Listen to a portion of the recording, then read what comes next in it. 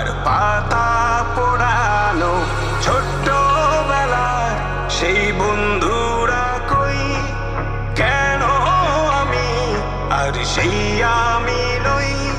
আজ অনেক বছর